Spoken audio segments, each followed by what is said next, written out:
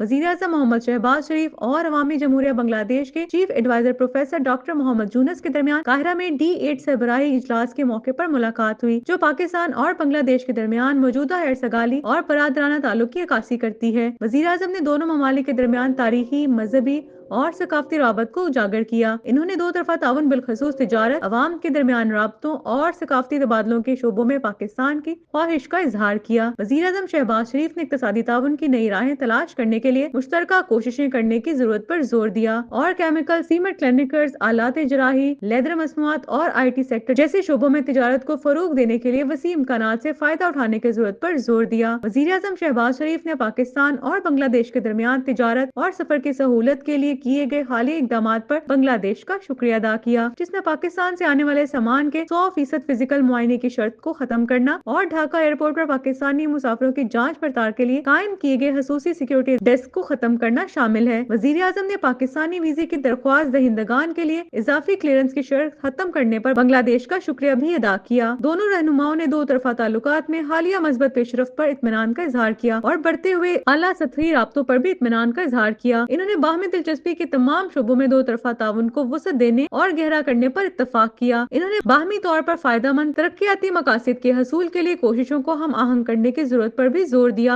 दोनों रहनुमाओं ने अवाम से अवाम के राब्तों और सकाफती तबादलों की अहमियत को तस्लीम किया, जिसमें फनकार, खिलाड़ी, माहिरीन तालीम और तलबा शामिल हैं। दोनों रहनुमाओं ने बांग्लादेश की क्रिकेट टीम के दौरा पाकिस्तान और पाकिस्तानी फनकारों के ढाका में कॉन्सर्ट के इनेकाद पर भी इत्मीनान का इजहार किया। दोनों फरीकों ने D8 समेत मुख्तलिफ कसीरुल जहती फॉर्म्स पर ताउन बढ़ाने पर इत्तफाक किया।